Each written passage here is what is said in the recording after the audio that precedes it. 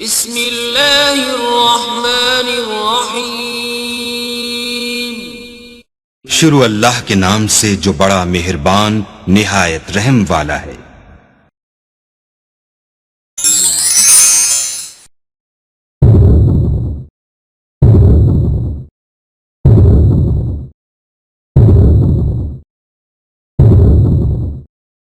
अस्सलाम वालेकुम everyone, I hope so कि आप लोग सब खैरियत से होंगे। बेटा आज जो नेक्स्ट थेरेपी हम पढ़ने जा रहे हैं दैट इज़ एग्जिस्टेंशियल थेरेपी। ठीक है, एग्जिस्टेंशियल थेरेपी एक साइकोथेरेपी की फॉर्म है जिसमें हम डिफ़िकल्टीज़ को एक्सप्लोर कर रहे होते हैं and it basically focuses on the existence of an individual. ठीक है, ये फोकस कर रही होती है ह्यूमन कंडीशन पे एज अ होल और ये एक इंडिविजुअल की कैपेसिटीज़ को हाईलाइट कर रही होती है और इनकरेज करती है फॉर इंडिविजुअल्स को कि वो अपनी सक्सेसेस के लिए रिस्पॉन्सिबल हों। ठीक है, इमोशनल और जो साइकोलॉजिकल डिफ़िकल्टीज़ होती हैं वो इनर कॉन्फ्लिक्ट के तौर पे उनको देखा जाता है जो कि इंडिविजुअल की कन्फ्रंटेशन की वजह से कॉज होते हैं। ठीक है, और existential approach basically here and now पे फोकस कर रही होती है, ह्यूमन कंडीशन को एक्सप्लोर कर रही होती है एज अ होल और उसका एक इंडिविजुअल के लिए क्या मीनिंग है उसको एक्सप्लेन करती है। अगर हम एग्जिस्टेंशियल थेरेपी के बैकग्राउंड को देखें तो बेसिकली एग्जिस्टेंशियल साइकोथेरेपी 1800s में स्टार्ट हुई थी और फिलोसफर्स ने ह्यूमन एग्जिस्टेंस पे काम किया था। ठीक है, मोस्टली अगर हम देखें तो एग्जिस्टेंशियल थेरेपी फ़िलासफ़ी से रिलेट कर रही होती है। अगर हम एग्जिस्टेंशियल काउंसलिंग की बात करें तो ये पास्ट इवेंट्स पे फोकस नहीं करती है जिस तरह से बाकी दूसरी थेरेपीज़ कर रही होती हैं। इसमें बेसिकली पास्ट को कंसिडर तो ज़रूर किया जाता है लेकिन उस पर ज़्यादा फोकस नहीं किया जाता। ठीक है, थेरेपिस्ट और इंडिविजुअल जो हैं वो पास्ट इवेंट्स की इम्प्लिकेशन को अंडरस्टैंड करते हैं और इंस्टेड ऑफ के वो पास्ट इवेंट्स को ब्लेम करें, एग्जिस्टेंशियल काउंसलिंग एक इंसाइट डेवलप करती है और क्लाइंट के अंदर या पेशेंट के अंदर फ्रीडम को प्रमोट करती है और असर्टिवनेस पे फोकस कर रही होती है। ठीक है, अच्छा, उसके अलावा एग्जिस्टेंशियल थेरेपिस्ट बेसिकली क्लाइंट को हेल्प कर रहे होते हैं कि वो अपनी वैल्यूज़, अपनी अजम्पशंस, अपने आइडियल्स को एक्सप्लोर कर सकें और उनकी मदद से एक नया पर्सपेक्टिव बना सकें। उसके अलावा अगर हम एग्जिस्टेंशियल थेरेपी की बात करें तो एग्जिस्टेंशियल थेरेपी में बेसिक 4 कॉन्सेप्ट्स दिए गए थे और ये इरविन डी येलोम ने दिए थे जिसमें फ्रीडम एंड रिस्पॉन्सिबिलिटी है। उसके बाद हमारे पास आ जाता है आइसोलेशन, मीनिंगलेसनेस और डेथ। ये 4 चीज़ें हमारे पास आ जाती हैं जिनको हम वन बाय वन एक्सप्लेन करेंगे कि साइकोथेरेपी में इन 4 कॉन्सेप्ट्स की बहुत ज़्यादा अहमियत है।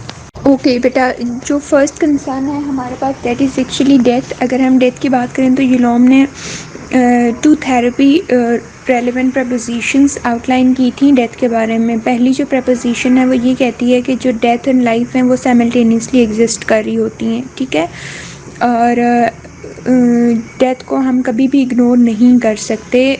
हम में से हर एक ने डेथ को फेस करना होता है इन द नेक्स्ट मोमेंट या फिर नेक्स्ट डे या नेक्स्ट वीक। ठीक है, तो हम चाहे डिकेड्स के लिए भी ज़िंदा रहें, बहुत सदियों तक भी ज़िंदा रहें, at the end we have to die. Death के बारे में अगर हम बात करें तो death is knowable as well as unknowable. हमें पता भी है इसके बारे में और नहीं भी पता। ठीक है, यानी कि हम सबको पता है कि हम सब ने मरना है, बट कब मरना है, कहाँ मरना है, कैसे मरना है, ये चीज़ हमें नहीं पता।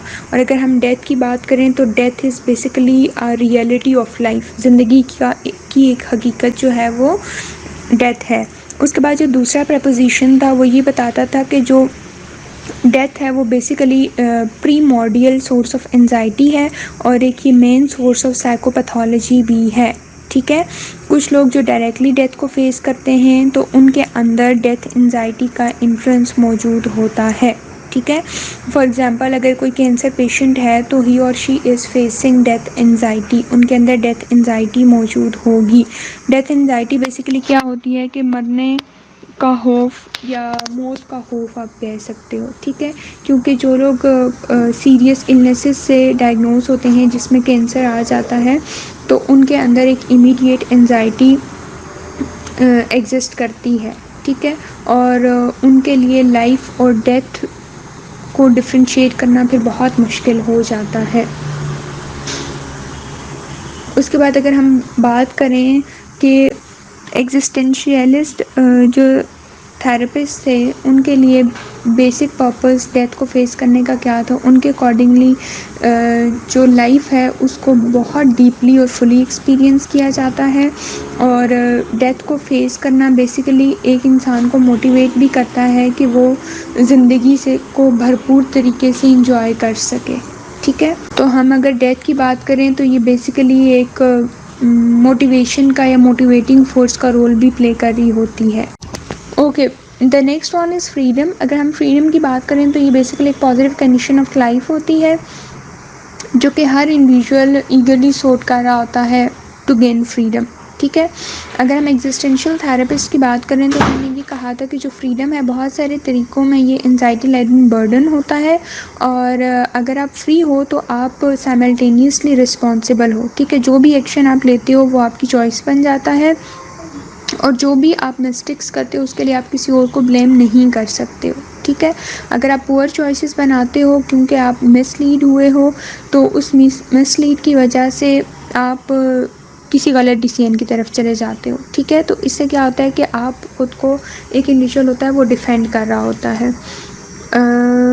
उसके बाद अगर हम कंप्लीट एंड टोटल रिस्पॉन्सिबिलिटीज़ की बात करें तो उसमें जितना ज़्यादा फ्रीडम होता है उतने ज़्यादा एक्सपीरियंसेस होते हैं, जितनी ज़्यादा चॉइसेस आपके पास होती हैं उतने ज़्यादा आप रिस्पॉन्सिबल होते हो। ठीक है, और उतनी ज़्यादा आपके अंदर, एक इंडिविजुअल के अंदर एंजाइटी मौजूद होती है। जो पर्सनल रिस्पॉन्सिबिलिटी होती है वो बेसिकली एक हैवी बर्डन होता है टू कैरी, और ये इतना हैवी होता है कि इंडिविजुअल्स के लिए इसके वेट को बेयर करना बहुत मुश्किल हो जाता है। ठीक है, तो जब पर्सनल रिस्पॉन्सिबिलिटीज़ का वेट बहुत ज़्यादा बढ़ जाता है तो जो इंडिविजुअल्स होते हैं वो खुद को डिफेंड करना शुरू हो जाते हैं, और वो खुद को डिफेंड करने के लिए डिनाइल, डिस्प्लेसमेंट और ब्लेमिंग यूज़ कर रहे होते हैं। फॉर एग्ज़ाम्पल, एक एम्प्लॉय है, अपनी रिस्पॉन्सिबिलिटी उठाने के बजाय वो सिचुएशन को ब्लेम करता है क्योंकि उसकी परफॉर्मेंस अच्छी नहीं है, तो वो ये कहेगा कि मेरे पास टाइम नहीं था कि मैं इस प्रोजेक्ट को ज़्यादा वक्त दे सकता, या फिर को वर्कर्स पे ब्लेम डाल देगा कि मैं ये काम कर रहा था लेकिन को वर्कर्स ने मेरे साथ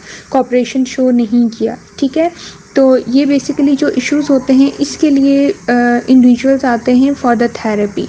ठीक है, तो लोग अपनी इस एंजाइटी को ओवरकम करने के लिए या अपनी चॉइसेस को बेहतर बनाने के लिए भी थेरेपी के लिए आ रहे होते हैं। अच्छा, उसमें अब क्या होता है कि जो मोर डायरेक्ट या बेस्ट वे होता है पर्सनल एम्पावरमेंट का, वो बेसिकली पर्सनल रिस्पॉन्सिबिलिटी की अवेयरनेस होती है। और अकॉर्डिंग टू एग्जिस्टेंशियल थेरेपिस्ट सिर्फ एक इंडिविजुअल जो है वो अकेला अपने तमाम एक्सपीरियंसेस का ऑथर होता है। ठीक, और वो किसी और को ब्लेम नहीं कर सकता अपनी चॉइसेस के लिए एक्सेप्ट हिमसेल्फ और herself. The third one is isolation. अगर हम आइसोलेशन की बात करें तो जो एग्जिस्टेंशियल अजम्पशन है वो ये कहती है कि हर इंडिविजुअल जो है वो फंडामेंटली अकेला होता है। अकॉर्डिंग टू येलोम्स वर्ड्स, एक अनब्रिजेबल गल्फ होता है between one self and any other being. ठीक है, और ये एक टेरेबल ट्रूथ है कि हम जैसे ही ज़िंदगी में as an independent being enter होते हैं and we also take leave from the life alone. ठीक है, और ये बेसिकली एग्जिस्टेंशियल आइसोलेशन की नेचर होती है। और उसके अलावा लेस डीप या less permeating forms of isolation भी एग्जिस्ट करती हैं। फॉर एग्जांपल, बहुत सारे इंडिविजुअल्स जो थेरेपी के लिए आते हैं वो इसलिए आते हैं because they are facing social problems, और उन सोशल प्रॉब्लम्स में क्या होता है कि they are facing the basically the feelings of disconnection and loneliness. और कुछ क्लाइंट्स जो होते हैं वो इंट्रा पर्सनल आइसोलेशन भी एक्सपीरियंस कर रहे होते हैं, कि यानी कि उन्होंने intrapersonal means within oneself. ठीक है, कि they basically cut themselves off या they are out of touch from their sense of self. ठीक है, खुद से भी खुद को अकेला कर लेते होते हैं। और ये जो दोनों फॉर्म्स आइसोलेशन की बहुत इंपॉर्टेंट होती हैं थेरेपी में, और बेसिकली ये सरफेस सिम्टम्स होते हैं जो कि डायरेक्टली रिप्रेजेंट कर रहे होते हैं एग्जिस्टेंशियल साइकोडायनामिक्स के। अब जो मेन गोल होता है एग्जिस्टेंशियल थेरेपी का विद रिस्पेक्ट टू आइसोलेशन वो ये होता है कि क्लाइंट्स के अंदर कनेक्टेडनेस को डिवेलप किया जा सके और उनको बताया जा सके कि रिलेशनशिप्स कितने इम्पॉर्टेंट होते हैं। ठीक है, उसके अलावा येलोम ने रेफ़र किया था नीड फ्री रिलेशनशिप्स पे। Need free relationships basically unselfish relationships होते हैं जिसमें एक बंदा दूसरे बंदे को जानता है इंटीमेटली और उसको लव दे रहा होता है, केयर दे रहा होता है, प्रोटेक्शन दे रहा होता है विदाउट पर्सनल एजेंडा, ठीक है। यानी कि लव केयर दी जाती है विदाउट हैविंग पर्सनल गेन्स, और दूसरे लोगों को एक्नॉलेज भी किया जाता है और इंडिपेंडेंस ऑफ थॉट भी होती है, ठीक है। जब नीड फ्री रिलेशनशिप एग्जिस्ट कर रहे होते हैं तो जो बोथ द पार्टीज़, जो दोनों पार्टीज़ होती हैं, ठीक है, जो आपका क्लाइंट है and the other one on the other side, दोनों अलाइव फील करते हैं और लाइफ में इंगेजमेंट फील कर रहे होते हैं, इंगेज हो जाते हैं लाइफ में, ठीक है। उसके बाद बाबर एक फ़िलासफ़र था जिसने एक्सटेंसिवली आइदो रिलेशनशिप पे फोकस किया था। आइदो रिलेशनशिप बेसिकली क्या होते हैं, वो deepest of all possible connections होते हैं बिटवीन टू इंडिविजुअल्स, ठीक है। और ये म्यूचुअल एंड सेलिब्रेटरी रिलेशनशिप होता है between both self and other are experienced fully. उसके अलावा अगर हम बात करें आई दो मोमेंट्स की, तो बाबर ने कहा था कि जो आई दो मोमेंट्स होते हैं वो बहुत रेयर होते हैं और रिलेटिवली ब्रीफ होते हैं, ठीक है।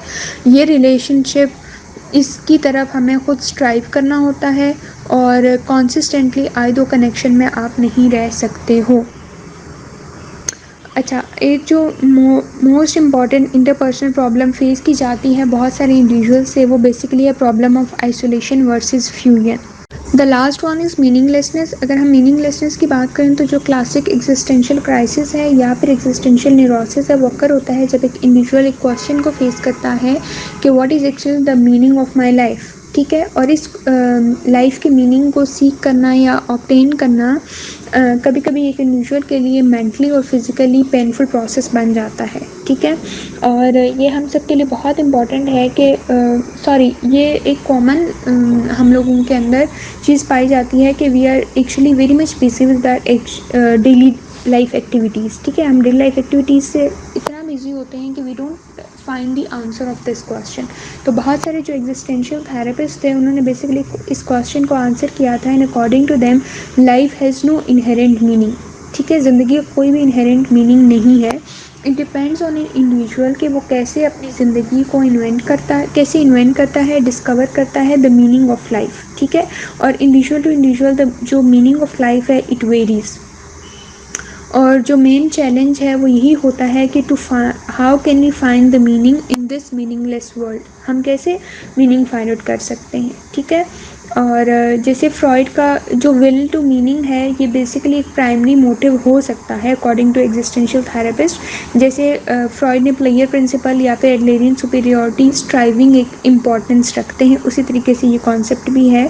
जो एडलर की फॉर्मुलेशंस थी ह्यूमन मोटिवेशन की, उसमें मीनिंग एक डिराइव या पुश नहीं है, बल्कि मीनिंग एक स्ट्राइविंग या विलिंग है, ठीक है। और बहुत सारे क्लाइंट्स जो थेरेपी में आते हैं वो इसलिए नहीं आते कि वो किसी न्यूरोसिस या किसी साइकोलॉजिकल इशू से सर्वाइव कर रहे होते हैं, बल्कि वो इसलिए सर्वाइव कर रहे होते हैं because they are not having the meaning in their life, ठीक है। उनकी ज़िंदगी का कोई मतलब या माने उन्हें नहीं पता होता, जिसकी वजह से भी वो सफ़र कर रहे होते हैं, ठीक है। उसके बाद योंग ने अपने क्लाइंट्स के बारे में उसने कहा था मीनिंगलेसनेस के बारे में कि जो absence of meaning in life है वो एक क्रूशियल रोल प्ले करता है इन द इटियोलॉजी या कॉज ऑफ न्यूरोसिस, ठीक है। उसने ये कहा था कि न्यूरोसिस को अंडरस्टूड करना बहुत ज़रूरी है बिकॉज ये सफरिंग ऑफ सोल है, जिसको सफरिंग ऑफ सोल है। और सफरिंग ऑफ सोल तब बन जाती है जब मीनिंग को हम डिस्कवर नहीं कर पाते, ठीक है।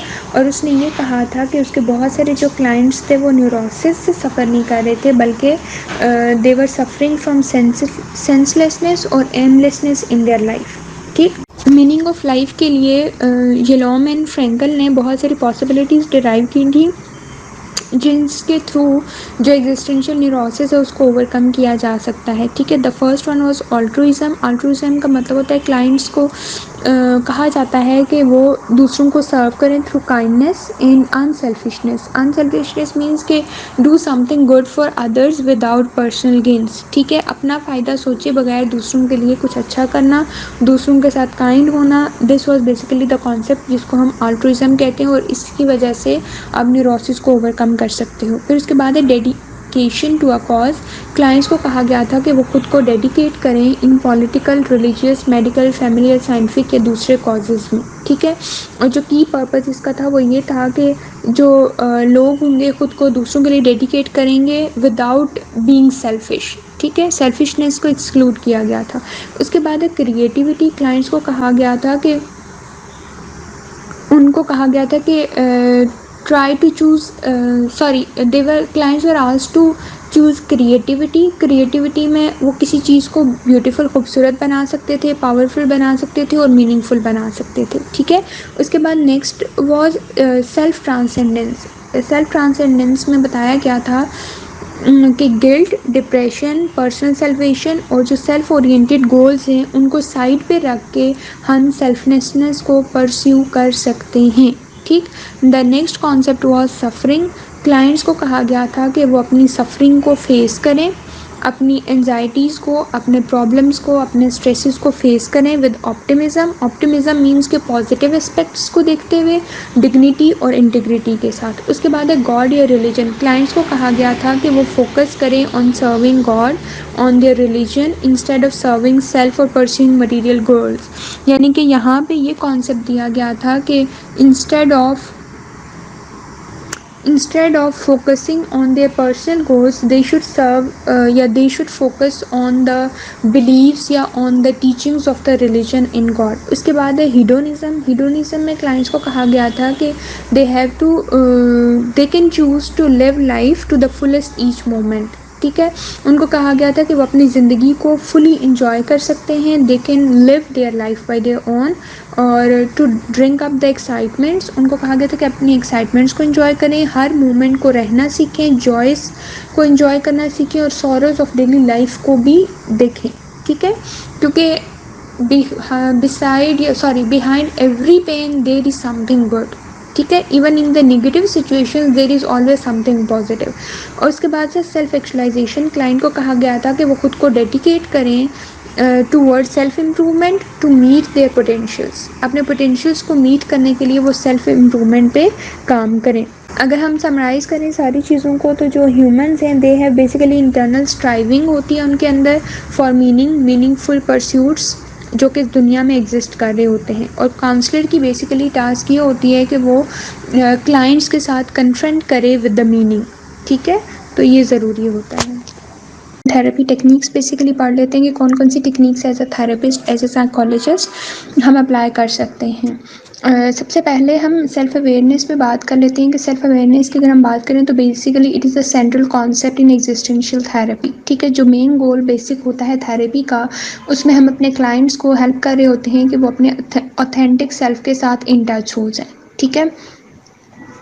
हम इंडिविजुअल के जो सेपरेटनेस पे एम्फेसाइज कर रहे होते हैं, ये मेन गोल होता है। और उसके अलावा जो गोल होता है एग्जिस्टेंशियल थेरेपी का वो ये होता है कि हम सेल्फ अवेयरनेस को फैसिलिटेट कर सकें, जिसमें awareness of death, awareness of freedom, awareness of isolation और अवेयरनेस ऑफ लाइफ्स मीनिंग, ये सारी चीज़ें हम प्रोवाइड कर रहे होते हैं अपने क्लाइंट को, ठीक है। उसके बाद नेक्स्ट अगर हम कॉन्सेप्ट की बात करें तो that is existentialism and pessimism. Existentialism और पैसिमिज्म की अगर हम बात करें तो कभी कभी जब हम फ्रीडम को कॉन्टेम्पलेट कर रहे होते हैं तो उस टाइम ना हम रिस्पॉन्सिबिलिटी या बर्डन्स ऑफ रिस्पॉन्सिबिलिटी से भी प्री ऑक्यूपाइड होते हैं, ठीक है। जब हम लव को कंसिडर कर रहे होते हैं तो उसमें हम खुद को स्टॉप नहीं कर सकते फ्रॉम इंडिविजुअल आइसोलेशन, जो कि एक परमानेंट कंडीशन होती है लाइफ की। और अगर हम मीनिंग ऑफ लाइफ की बात करें तो कभी कभी इंडिविजुअल्स अपनी लाइफ के मीनिंग को क्रिएट नहीं कर पाते हैं। एग्जिस्टेंशियल फिलॉसफी जो है बेसिकली वो डिप्रेसिंग थॉट शेयर कर रही होती है, और जो whole point of existential thought है वो डिप्रेस करना नहीं है किसी भी इंडिविजुअल को, बल्कि होप क्रिएट करना है, होप प्रोवाइड करना है।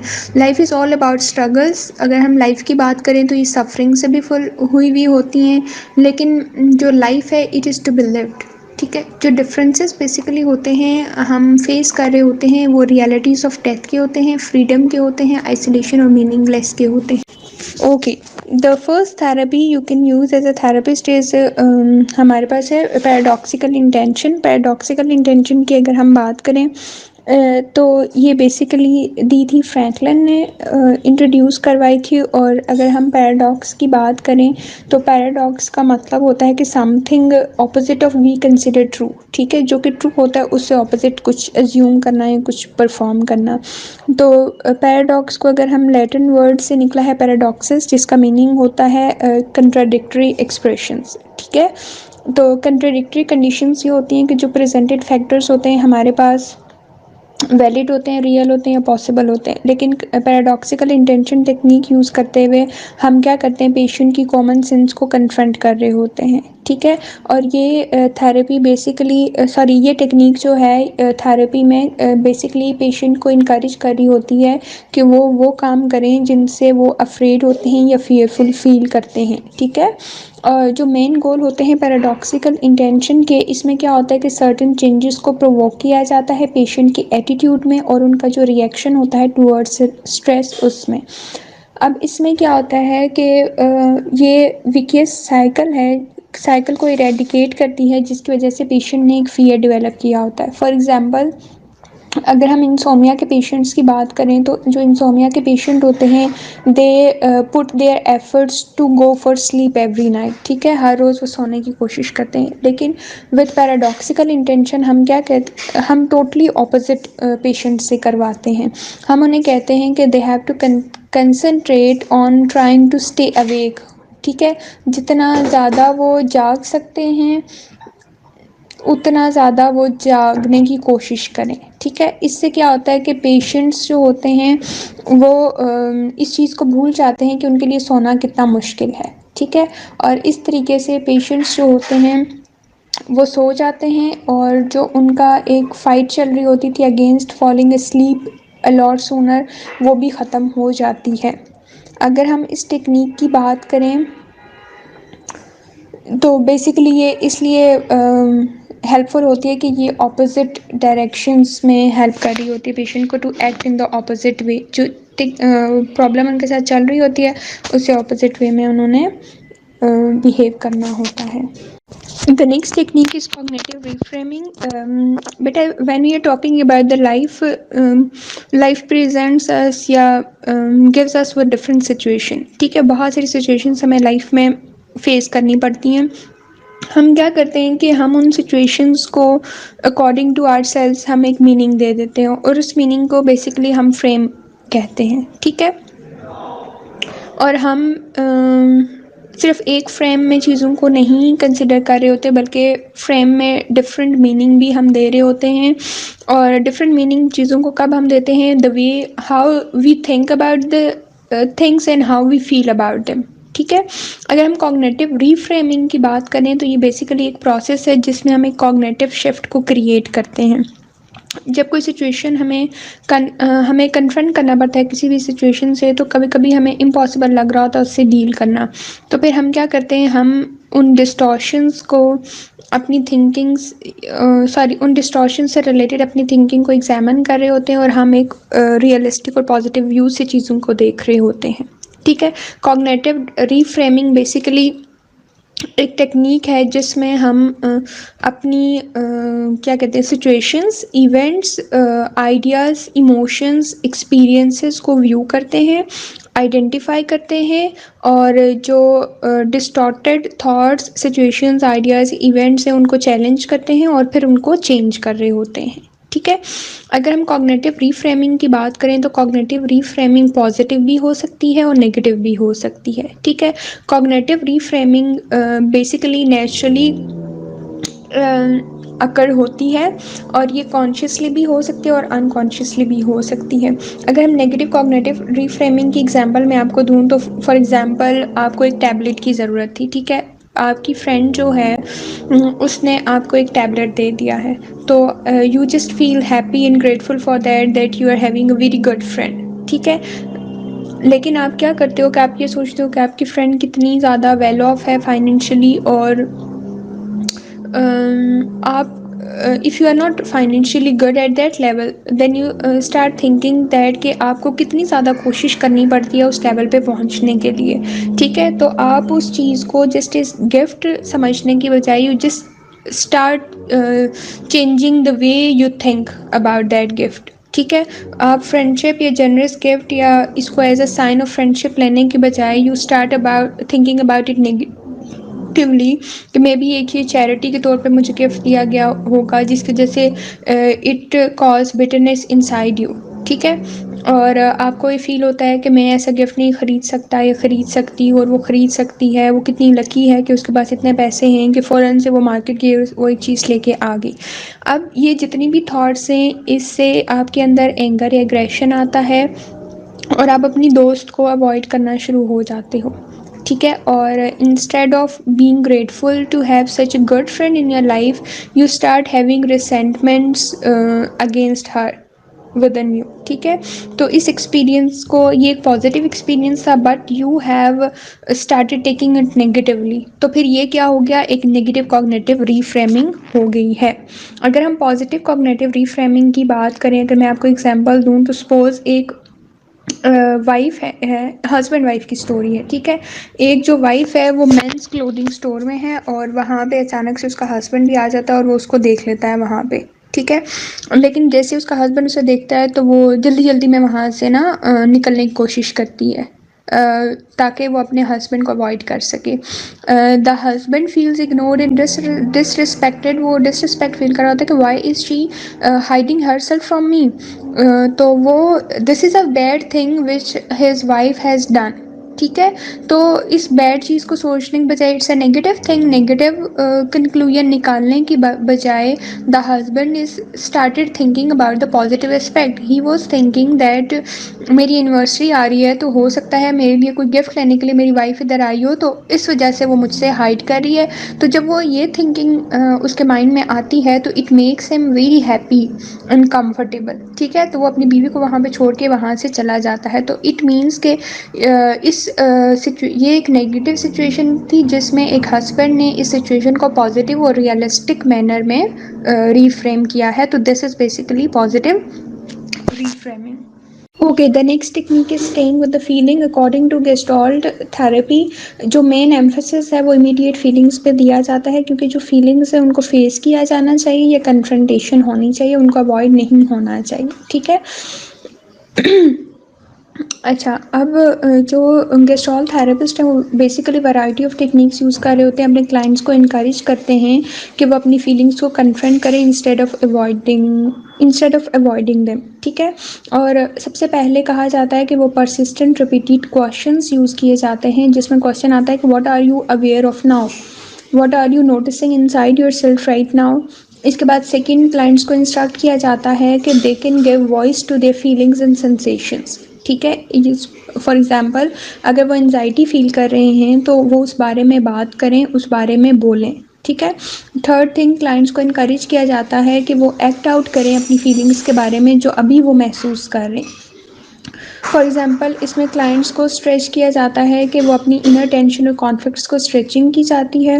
और गेस्टॉल्ट का ये बिलीव था कि bye acting out the feelings outside of them, जो क्लाइंट्स होते हैं जब वो अपनी फीलिंग्स को एक्ट आउट कर लेते हैं तो वो बेटरली आइडेंटिफाई कर सकते हैं या फिर री इंटीग्रेट कर सकते हैं अनकम्फर्टेबल फीलिंग्स को। ठीक है, और अनकम्फर्टेबल फीलिंग्स को आइडेंटिफिकेशन के बाद वो डिसऑन भी कर सकते हैं। The next technique is I take responsibility for. इसमें बेसिकली जो क्लाइंट को सिखाया जाता है इस थेरेपी में वो ये होता है कि उनको हेल्प किया जाता है कि वो अपनी रिस्पॉन्सिबिलिटीज़ को एक्सेप्ट करें and they have to accept what they are and what they do. ठीक है, जो उनके एक्शंस हैं या जो उनके रिस्पॉन्सिबिलिटीज़ हैं या जो वो हैं एज एन इंडिविजुअल, उनको एज इट इज़ खुद को अपने एक्शंस को एक्सेप्ट करने की रिस्पॉन्सिबिलिटी उठानी चाहिए। ठीक है, for example a client if a client is feeling bored in a session, ठीक है, तो उसको इंस्ट्रक्ट किया जाता है कि you should explain this thing, you should take responsibility of your boredom. तो क्लाइंट ये चीज़ बताएगा। तो इस टेक्निक में स्पेसिफिकली ये टेक्निक इसलिए भी यूज़फुल है क्योंकि जो क्लाइंट्स होते हैं वो अपने सिम्टम्स को एक्सटर्नलाइज कर रहे होते हैं और अपने एक्शंस की अपने एक्शंस की वो रिस्पॉन्सिबिलिटी लेते हैं, ठीक है। इसी तरह उनकी लाइफ में जो प्रॉब्लम्स चल रही होती हैं या फिर कुछ अच्छा चल रहा है, कुछ बुरा चल रहा है, तो उसके लिए वो किसी और को ब्लेम नहीं करते, बल्कि वो एक्सेप्ट करते हैं कि they are actually the in charge of this thing, ठीक है। ब्लेमिंग को स्टॉप कर दिया जाता है और इसमें बेसिकली विजडम पे फोकस किया जाता है। How they can take the responsibility of the things wisely other than blaming others.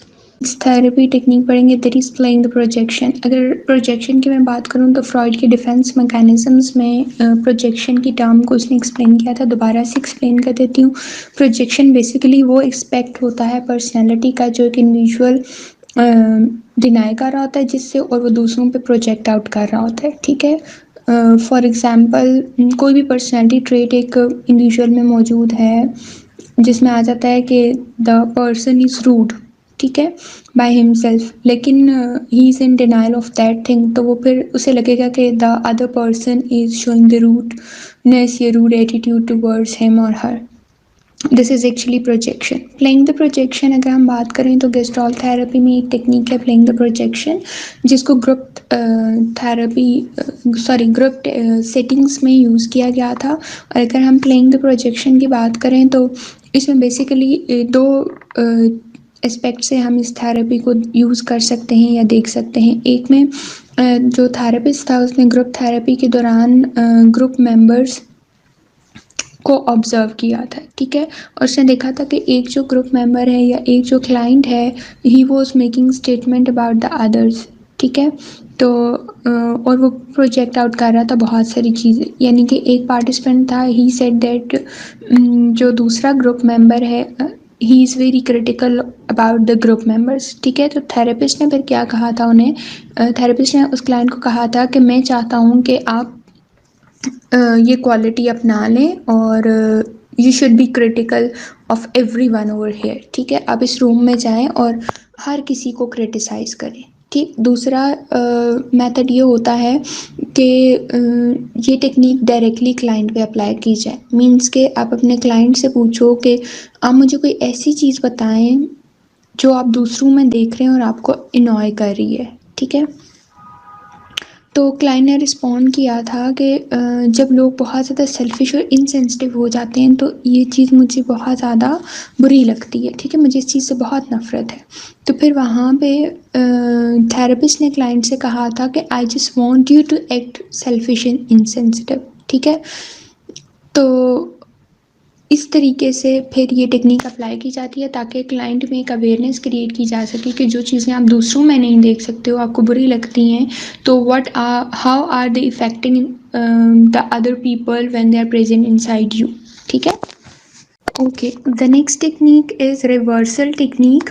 Reversal technique में क्या होता है कि काउंसलर्स या थेरेपिस्ट बेसिकली क्लाइंट को कह रहे होते हैं कि वो वाला रोल प्ले करें अपनी पर्सनैलिटी का जो बिल्कुल ऑपोजिट है, ठीक है। सपोज़ अगर एक क्लाइंट जो है वो खामोश तबीयत है, बातें नहीं करता, तो उसको कहा जाता है कि टॉक मोर, ज़्यादा बातचीत आप करें, ठीक है। इससे बेसिकली क्या होता है कि हम एक क्लाइंट की पर्सनैलिटी या सेल्फ के उन पीसेस या उस एरिया या उस पार्ट की तरफ उसका कांटेक्ट करवाते हैं जिसके बारे में जो क्लाइंट है या तो बहुत मिनिमाइज़ कर देता है या डिनाई कर रहा होता है या फिर उन पार्ट्स को वो इग्नोर कर रहा होता है, ठीक है। इसमें एक और एग्जांपल मैं आपको देती हूँ कि वो क्लाइंट जो पैसिव होते हैं, ठीक है, वो इंडिविजुअल जो पैसिव होते हैं उनको कहा जाता है कि they have to be very much aggressive, ठीक है, they have to behave aggressively, तो वो एग्रेसिव बिहेव कर रहे होते हैं। इसमें बेसिकली क्लाइंट को कहा जाता है कि वो फिज़िकल सेंसेशंस, फीलिंग्स और थॉट्स पे फोकस करें जो कि इमर्ज हो रही हैं जैसे ही वो इन बिहेवियर्स को अडॉप्ट कर रहे हैं। The next technique is exaggeration technique. Exaggeration technique में बेसिकली क्लाइंट्स को हेल्प किया जाता है कि वो अपने नॉन वर्बल बिहेवियर्स को एक्सैजरेट करें, वो नॉन वर्बल बिहेवियर्स जिनको वो डिस्क्राइब नहीं कर पाते, ठीक है।